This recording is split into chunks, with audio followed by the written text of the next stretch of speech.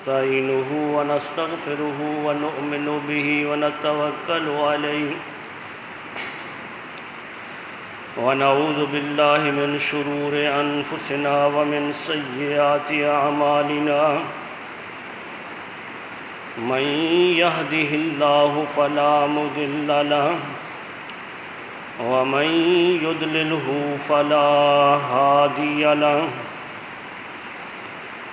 ونشهد أن لا إله إلا الله وحده لا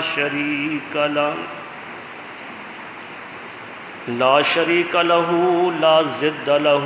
ولا ند له لا مثل له ولا مماثل له ونشهد أن سيدنا ومولانا حبيبنا وحبيب ربنا طبيبنا وطبيب قلوبنا قرتنا وقرة عيوننا مطلوبنا موجودنا مقصودنا أعلانا وأولانا محمدا عبده ورسوله أما بعد فقد قال الله تبارك وتعالى في الكلام المجيد والفرقان الحميد أعوذ بالله من الشيطان الرجيم بسم الله الرحمن الرحيم يا أيها الذين آمنوا لا ترفعوا أصواتكم فوق صوت النبي ولا تجهروا له بالقول كجهر بعضكم لبعض أن تحبط أعمالكم وأنتم لا تشعرون صدق الله العظيم رب اشرح لي صدري ويسر لي أمري واحلل عقدة من لساني يفقهوا قولي صلاة وسلاما عليك يا سيدي يا رسول الله۔ اللہ رب العزت کی حمد و ثنا اس کے پیارے حبیب حضرت محمد مصطفیٰ صلی اللہ علیہ وآلہ وسلم کی ذات اقدس پر درود و سلام کے بعد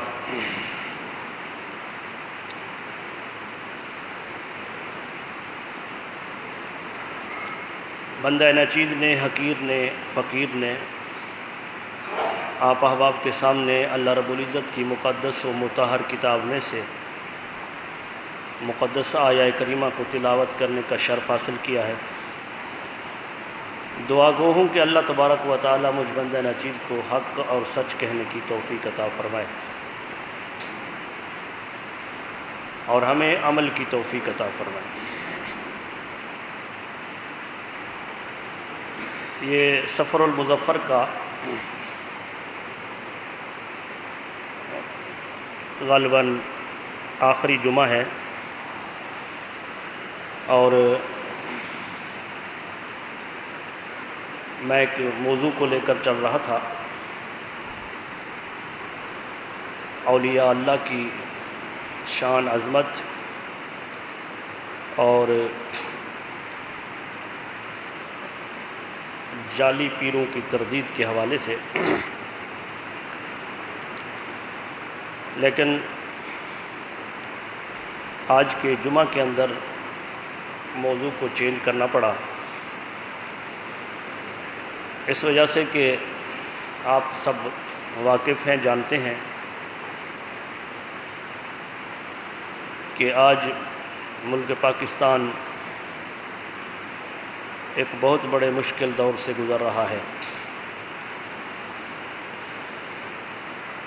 ان لوگوں کے لیے بھی مشکلات ہیں جو حکومت اور حکومت کے نمائندے ہیں، اور اس سے کہیں زیادہ کرب اور درد ان تمام مومنوں مسلمانوں کو ہے کہ جنہوں نے اس اسلامی جمہوریہ پاکستان کے اندر ایک فیصلہ سنا اور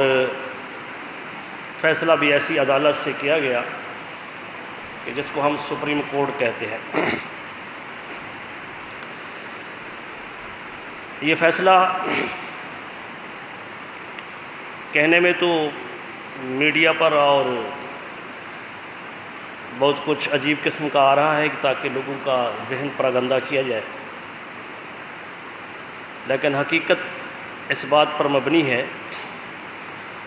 یہ کہ فیصلہ قرآن و سنت کے خلاف آیا ہے۔ ہم بڑی عزت احترام چیف جسٹس کا کرتے تھے، اپنے بیانات کے اندر بھی کئی دفعہ میں نے کہا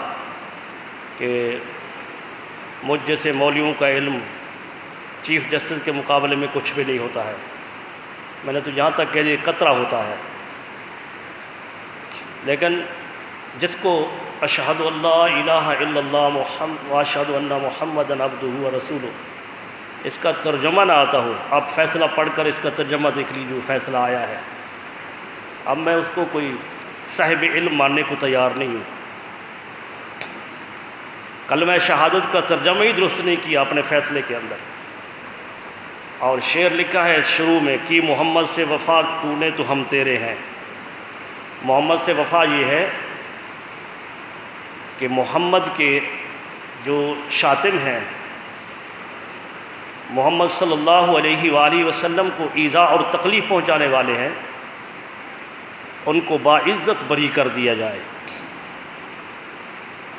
اور معاملہ صرف آسیہ ملعونہ کا نہیں ہے، وہ کیا وقت رکھتی ہے ایک فالسے کے کھیت کے اندر کام کرنے والی، عیسائی مذہب سے تعلق رکھنے والے کتنا جیلوں کے اندر جل سڑ نہیں رہے، پڑے نہیں ہیں۔ معاملہ تو تہذیبوں کا ہے، معاملہ صرف اس ملعونہ کی اس کی بریت یا اس کو پھانسی لگانے کا نہیں ہے، یہ ٹکراؤ دو تہذیبوں کا ہے۔ یہ یہود و نصارہ اور مسلمانوں کا آپس میں ٹکراؤ ہے، اور مسلمان اس دور کے اندر جو ہے بس ان کے ذہن کو یوں سمجھو کہ دیمک چاٹ گئی ہے، اور اپنے مسلمانی کے منصب کو سمجھتا نہیں ہے۔ اس وقت یہ کرب، یہ معاملہ صرف یہ بھی نہیں ہے جیسا وزیر اعظم صاحب نے کہہ دیا کہ یہ معاملہ تو ایک چھوٹے سے طبقے کا ہے، یہ چھوٹا سا طبقہ، یہ چھوٹے سے طبقے نے پورے پاکستان کو جیم کر کے رکھ دیا ہے، چھوٹے سے طبقے کا ہے، اور اس کو یہ علم نہیں ہے کہ ہم بے شک بٹے ہوئے ہیں، ہم مسلمان ہیں، فرقوں میں بٹے ہوئے ہیں، کئی نام رکھ لیے ہیں، لیکن جس وقت اللہ اس کے رسول کی بات آتی ہے تو پھر ہمارے اختلاف ختم ہو جاتے ہیں، سب ایک پیج پر ہوتے ہیں۔ آج معاملہ اسی طرح نہیں ہے، آج بھی اسی طرح معاملہ ہے۔ آج جتنے مسلک ہیں الحمدللہ علماء کرام سب ایک پیج پر ہیں۔ تو میں نے آیت کریمہ کو تلاوت کیا، اللہ رب العزت نے ارشاد فرمایا یا ایھا الذین آمنوا لا ترفعوا اصواتکم فوق صوت النبی، اے ایمان والو اپنی آوازوں کو نبی کی آواز سے بلند نہ کرو، ولا تجہروا لہ بالقول کجہر بعضکم لبعض، اور تم ایک دوسرے کو اس طرح نہ پکارو جس طرح تم نبی کو اس طرح نہ پکارو جس طرح تم ایک دوسرے کو پکارتے ہو، اور اگر تم نے ایسا کیا ان تحبط اعمالکم، ہم تمہارے اعمال کو برباد کر دیں گے، وانتم لا تشعرون، اور تمہیں اس بات کا شعور بھی نہیں رہے گا۔ آپ احباب کو علم ہے، علماء کرام کی زبانی سنتے ہیں، کئی مرتبہ میں بھی اس آیت کریمہ پر بیان کر چکا کہ یہاں بارگاہ مصطفیٰ کے آداب اللہ تبارک و تعالیٰ خود سکھا رہا ہے۔ معاملہ اس طرح نہیں ہوتا ہے، معاملہ یہ ہوتا ہے کہ بڑے کی بارگاہ میں جانے کے لیے آداب چھوٹا سکھاتا ہے۔ میرے شیخ کی بارگاہ میں جانے کے لیے ان کا شیخ جو ہے وہ آداب نہیں سکھائے گا، ہم آداب سکھائیں گے کہ ہمارے شیخ کی بارگاہ میں جاؤ تو ایسے جانا ہے، اس طرح گفتگو کرنی ہے۔ استاد کے پاس جانے کے لیے استاد جو ہے وہ آداب نہیں بناتا، وزیر اعظم کا پروٹوکول جو ہے وہ صدر ترتیب نہیں دیتا بلکہ پارلیمنٹینئر جو ہے وہ کرتے ہیں۔ معاملہ تو اس طرح کا ہے، لیکن یہاں پر اللہ تبارک و تعالی قادر مطلق ہو کر، علی کل شیء قدیر ہو کر، وہ اپنے مقرب بندے کے، جو اس کا بندہ ہے، جو اس کی مخلوق ہے، لیکن محبوب اتنا ایسا ہے کہ اس کی بارگاہ میں اٹھنے بیٹھنے کے آداب سکھاتا ہے۔ اگر امام الانبیاء صلی اللہ علیہ وآلہ وسلم کی بارگاہ میں صحابہ کرام تعلیم حاصل کر رہی ہوں، اصحاب صفہ، اور کسی صحابی کو کوئی بات سمجھ نہ آئے تو وہ کہے یا رسول اللہ ہماری رعایت کیجئے، رعائنا یا رسول اللہ، اللہ کے رسول ہماری رعایت کیجئے، اور ان صحابہ کی صفوں کے اندر صحابہ کا لباس پہن کر، دستاریں پگڑیاں پہن کر منافق بھی بیٹھے ہوں، اور اس لفظ کی آڑ کے اندر وہ رائنا کی بجائے رائینا کہنا شروع کر دیں، عین کی زیر کو تھوڑا کھینچ کر پڑھیں جس سے یا پیدا ہو جائے اور معنی تبدیل ہو جائے، رائینا اے ہمارے چرواہا۔ ایک اصل صحیح لفظ کی آڑ کے اندر منافق آ کر گستاخی کرے تو میرے اللہ تبارک و تعالیٰ کو تو یہ بھی منظور نہیں ہے کہ وہ صحیح الفاظ بولتا رہ جائے کوئی، بلکہ اللہ تبارک و تعالیٰ اپنا قانون بدلتا ہے، فرماتا ہے یا ایھا الذین آمنوا لا تقولوا رائنا، اے ایمان والو آج کے بعد رائنا نہیں کہنا۔ یا اللہ کیوں؟ صحابہ کرام کی تو نیت بھی درست ہے، تلفظ بھی درست ہے، وہ تو صحیح نیت کے ساتھ رائنا کہتے ہیں، یا رسول اللہ ہماری رعایت فرمائیے، یہ بات سمجھ نہیں ہے، ہمیں دوبارہ سمجھا دیجئے۔ یا اللہ صحیح نیت اور صحیح تلفظ کے ساتھ کیا صحابہ کرام بھی نہ کہیں؟ فرمایا نہیں، لا تقولوا رائنا، آج کے بعد رائنا نہیں کہنا۔ باری تعالیٰ معاملہ اس طرح کا ہے کہ ہم پھر کیا عرض کریں تیرے حبیب کی بارگاہ میں؟ فرمایا ایسا لفظ استعمال کرو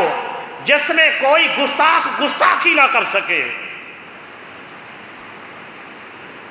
کون سا اس لفظ؟ رب کائنات نے ارشاد فرمایا وَقُولُ انظُرْنَا، انظرنا کہو، انظرنا یا رسول اللہ، ہم پر نظر رحمت فرمائیے اللہ کے رسول، ہمیں یہ بات سمجھ نہیں ہے، دوبارہ بتا دیجئے۔ وَاسْمَعُوا، میرے حبیب کی بارگاہ میں یہ انظرنا بھی کہنے کی نوبت نہ آئے، اس لیے کہ آپ بالکل ہماتن گوش ہو کر بیٹھا کرو۔ وَاسْمَعُوا، ارے غور سے سنا کرو۔ میرے حبیب صلی اللہ علیہ وسلم کوئی ایسے مشکل الفاظ تو بولتے نہیں ہیں جو تمہیں سمجھ نہ آئے، سمجھ نہیں آتے تو صرف تمہاری سستی کی وجہ سے نہیں آتے، اس وجہ سے وَاسْمَعُوا، غور سے سنا کرو تاکہ میرے حبیب کی بارگاہ میں یہ انظرنا بھی کہنے کی ضرورت نہ پڑے۔ تو اللہ تبارک و تعالیٰ اپنے حبیب صلی اللہ علیہ وسلم کی بارگاہ میں تو وہ لفظ بھی برداشت نہیں کرتا جس کا تلفظ اور جس کا معنی صحیح ہو، درست ہو۔ اور آداب سکھاتا ہے، گھر میں جانے کے آداب سکھاتا ہے اپنے مقدس کلام کے اندر۔ اللہ تبارک و تعالیٰ فرماتا ہے میرے حبیب کی بارگاہ میں جب تمہیں بلایا جائے کھانے کے لیے تو پہلے نہ پہنچ جایا کرو، ٹائم پر جایا کرو، وقت پر، اور وہاں جا کر کھانا کے بعد پھر منتشر ہو جایا کرو۔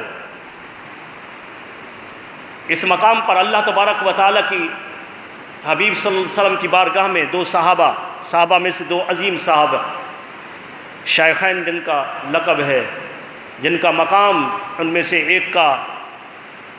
تمام نبیوں کے بعد جن کا مقام ہے سیدنا ابو بکر صدیق رضی اللہ تعالیٰ عنہ، سیدنا عمر فاروق رضی اللہ تعالیٰ عنہ، آپس میں گفتگو کر رہے تھے۔ ان سے بڑا مؤدب کوئی ہو سکتا ہے؟ بارگاہ رسالت کے کتنے بڑے مؤدب یہ دونوں ہستیاں ہیں، لیکن اللہ تبارک و تعالیٰ کے حبیب کی بارگاہ میں بیٹھے آپس میں گفتگو کر رہے تھے۔ رب کائنات کو مقصود ہوا کہ ان کی آواز میرے حبیب کی آواز سے زیادہ ہوئی ہے، بس اسی موقع کی مناسبت سے قیامت تک امت مصطفیٰ کو درس دے دوں کہ میرے حبیب کی بارگاہ میں آواز کو بلند نہ کیا کرو۔ آواز کی بات ہو رہی ہے، ذات کی بات نہیں ہو رہی، یہ آواز کی بات ہے کہ آواز بلند نہ کیا کرو۔ اس وجہ سے رب کائنات نے فرمایا کہ لا ترفعوا اصواتکم فوق صوت النبی، نبی کی آواز سے اپنی آوازوں کو بلند نہ کیا کرو، اور فرمایا کہ ولا تجہروا لہ بالقول کجہر بعضکم لبعض، میرے حبیب کو اس طرح بھی نہ پکارا کرو جس طرح تم ایک دوسرے کو پکارتے ہو۔ علماء کرام نے، مفسرین کرام نے لکھا اور ایک بڑی پیاری بات لکھی، مفتی اعظم مفتی محمد شفیع رحمۃ اللہ علیہ نے معرف القرآن کے اندر فرمایا کہ اس میں بتایا جا رہا ہے کہ نبی کا نام لے کر نہیں پکارو۔ جیسے کسی کا نام محمد شفیع ہوتا ہے، محمد شفیق ہوتا ہے تو کہتے ہیں شفیق، تو فرمایا کہ نام لے کر نہیں پکارو، اللہ کے حبیب کو پکارنا ہے تو القاب کے ساتھ پکارو، القاب کے ساتھ، یا حبیب اللہ، یا رسول اللہ، تو القاب کے ساتھ پکارو۔ اور اس کے بعد فرمایا کہ اگر تم سے یہ چھوٹی سی یہ بات ہو گئی کہ اگر آواز سے زیادہ ہو گئی، اگر نبی کو اس طرح پکار لیا جس طرح تم ایک دوسرے کو پکارتے ہو، ان تحبط اعمالکم، تو میں تمہارے اعمال کو برباد کر دوں گا، تمہارے اعمال برباد ہو جائیں گے۔ ایک عمل کی وجہ سے ایک عمل برباد نہیں ہو رہا ہے، اعمالکم، سارے عمل برباد ہو رہے ہیں۔ اگر گستاخی مصطفیٰ صرف عمل کا نام ہوتا تو ایک عمل کی وجہ سے سارے اعمال برباد نہیں ہوتے۔ کوئی نماز نہیں پڑھتا ہے، باقی چاروں فرائض ادا کرتا ہے، روزہ رکھتا ہے، حج کرتا ہے، زکوٰۃ دیتا ہے، تو کیا خیال ہے نماز نہ پڑھنے کی وجہ سے اس کے سارے عمل وہ برباد ہو گئے؟ کوئی حج فرض ہے، حج نہیں کرتا ہے، نمازی ہے، تو کیا خیال ہے کہ اس کا حج جو نہیں کیا ہے اس ایک عمل کے نہ کرنے سے باقی اس کی نمازیں برباد ہو گئیں؟ ایسا نہیں ہوتا ہے۔ لیکن یہ ایک عمل نہیں تھا، بلکہ امام الانبیاء صلی اللہ علیہ وآلہ وسلم کی بارگاہ میں یہ گستاخی عمل نہیں تھا، بلکہ یہ کفر کا نام ہے، جس کی وجہ سے سارے عمل برباد ہو گئے۔ اور اسی طرح اس کے بالکل اپوزٹ، جب یہ جو گستاخی رسول ہے یہ کفر کا نام ہے، اسی طرح محبت رسول بھی ایمان کا نام ہے، وہ بھی ایک عمل نہیں ہے، وہ ایمان کا نام ہے، محبت رسول۔ آقا علیہ الصلوۃ والسلام کے متعلق اللہ تبارک و تعالی نے ارشاد فرمایا، سورۃ الاحزاب ہے 22واں پارہ، ارشاد فرمایا ان الذین یؤذون اللہ ورسولہ، بے شک وہ لوگ جو اللہ اور اس کے رسول کو تکلیف پہنچاتے ہیں، لعنہم اللہ فی الدنیا والآخرہ، ان پر دنیا اور آخرت میں اللہ کی لعنت ہے۔ وہ لوگ جو اللہ اس کے رسول کو تکلیف پہنچاتے ہیں، ان پر اللہ تبارک و تعالیٰ کی دنیا اور آخرت میں لعنت ہے۔ اب جس پر اللہ لعنت بھیج دے تو اس کا کیا حشر ہوگا، دنیا کے اندر اس کا کیا مقام ہوگا؟ جس پر اللہ تبارک و تعالیٰ کی لعنت دنیا میں جن پر پھٹکار ہو لعنت کی، دنیا کے اندر ان کا کیا حشر ہوگا؟ آخرت میں تو جو ہوگا دیکھا جائے گا، ہم کہتے ہیں نا دیکھا جائے گا، وہ تو ہوگا جو دیکھا جائے گا، لیکن یہاں اللہ تبارک و تعالیٰ نے دنیا کا لفظ ارشاد فرمایا ہے کہ ان پر دنیا اور آخرت میں اللہ تبارک و تعالیٰ کی لعنت ہے۔ اور جو لعنت شدہ لوگ ہیں نا، جن پر اللہ نے لعنت کی ہے، ان کا انجام کیا ہے؟ ان کا انجام یہ ہے کہ ملعونین اینما ثقفوا اخذوا وقتلوا تقتیلا، یہ لعنت شدہ لوگ جہاں پائے جائیں، پکڑے جائیں، ان ملعونوں کو پکڑ کر قتل کر دو، ان ملعونوں کو پکڑ کر قتل کر دو۔ اللہ اس کے رسول کو تکلیف دینے والے، اللہ تبارک و تعالیٰ اس کے پیارے حبیب صلی اللہ علیہ وسلم کی گستاخیاں کرنے والے، اللہ تبارک و تعالیٰ نے دو ٹوک فرمایا ہے کہ ان پر اللہ تبارک و تعالیٰ کی دنیا اور آخرت میں لعنت ہے، اور انہی آیات کریمہ کے بعد فرمایا کہ یہ لعنت شدہ لوگ جن کو اللہ تبارک و تعالیٰ دنیا اور آخرت میں لعنت بھیج رہا ہے، یہ اللہ اس کے رسول کو تکلیف پہنچانے والے جہاں بھی پائے جائیں، پکڑے جائیں، ان کا انجام یہ ہے کہ انہیں چن چن کر قتل کر دو، چن چن کر قتل کر دو۔ ہمارے ہاں کتنے کیس چل رہے ہیں گستاخی رسول کے، اور کتنوں کو پھانسی ہوئی ہے۔ یہ پہلا تھا، اس میں سیشن کورٹ کے اندر بھی اس کو سزائے موت ہوئی، اور اب کس طرح پھیرا جا رہا ہے گواہوں کے لیے، اور بتایا کیا جا رہا ہے، نہیں ایک گواہ سے پوچھا کہ جس گھر میں تھے وہ کتنا بڑا تھا، یہ وقوعہ جو ہے وہ کتنا دور تھا جہاں اس نے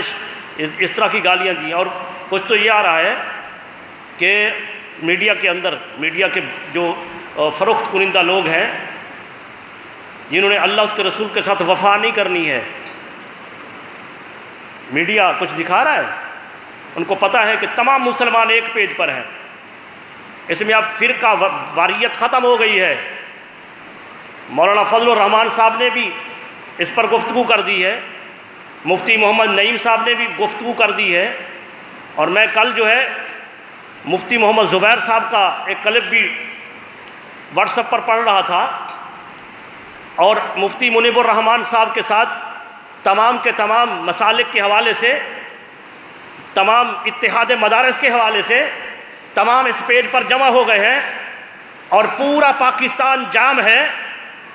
میڈیا زبان چھڑ جائے کہ بات کرے، میڈیا پر کچھ آ رہا ہے کہ یہ ہو رہا ہے، یہ ہو رہا ہے، کچھ نہیں دکھائیں گے بھی کچھ نہیں، کیونکہ یہ وہ فروخت کنندہ لوگ ہیں کہ جو مغربی تہذیب و تمدن پر پلتے ہیں۔ یہ ان کو کروڑوں روپے جو ہے، کون سا صحافی ہے جن کے متعلق انکشاف نہیں ہو کہ کتنے کروڑوں روپے لیے؟ ایک میرے پاس لسٹ آئی تھی جو اس کو ملک ریاض نے سب ان بھیکاریوں کو دیے ہیں، کروڑوں روپے کے پلاٹ اور کروڑوں روپے۔ لیکن یہ بات سمجھانے کے لیے تیار ہیں۔ رات میں پروگرام سن رہا تھا میں اس کا، وہ جہاں زیب خانزادہ کا، وہ اس طرح سے وہ آفریدی کو سوال کر رہا ہے، وفاقی وزیر داخلہ کو، کہ گویا کہ ایسا اکسا رہا ہے کہ تمہارے پاس تو ساری طاقت ہے، بس ان کو جہاں بھی بیٹھے ہیں نیست و نابود کر دو، ایسا اس کو اکسا رہا ہے۔ کہ فلاں نے ایسا کیا، فلاں نے ایسا کیا، فلاں نے ایسا کیا۔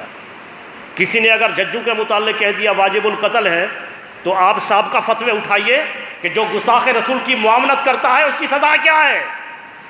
کیا اپنی طرف سے کہہ دیا اس نے؟ جو گستاخ رسول کی معاملت کرتا ہے اس کی سزا وہی ہے جو گستاخ رسول کی ہے۔ اللہ تبارک و تعالی نے اول سے لے کر آخر تک، الحمد سے لے کر والناس تک کتنے مقامات پر فرمایا ہے کہ یہود و نصارہ سے دوستی نہ کرو، یہ تمہارے دوست نہیں ہو سکتے، اور جو ان سے دوستی کرے گا وہ بھی انہی میں سے ہوگا۔ چھٹے پارے کے آخر میں فرمایا جو بھی دوستی کرے گا ان کے ساتھ تو وہ بھی انہی میں سے ہوگا، یعنی یہودی اور عیسائی ہوگا۔ اور ہمارے معاملات کہاں ہیں؟ ہم یہ کس کو خوش کرنے کے لیے کر رہے ہیں؟ صورتحال تو یہ ہے کہ یہ کیس جو ہے یہ تو عشاقان رسول نے، جو وہاں کے مسلمان تھے، انہوں نے صبر و تحمل کا مظاہرہ کیا، ورنہ شریعت تو یہ حکم دیتی ہے کہ شاتم رسول کو اڑا دو،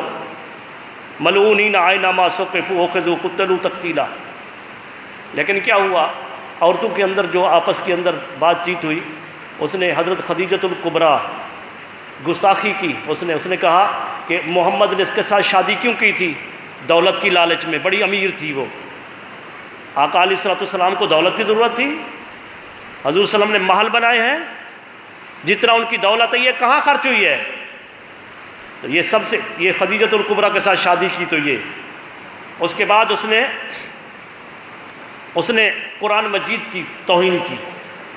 کہ قرآن مجید یہ کوئی آسمانی کتاب نہیں ہے۔ اس کے بعد اس نے رسول اللہ صلی اللہ علیہ وسلم کی بارگاہ میں ایسے نازیبا الفاظ کہے،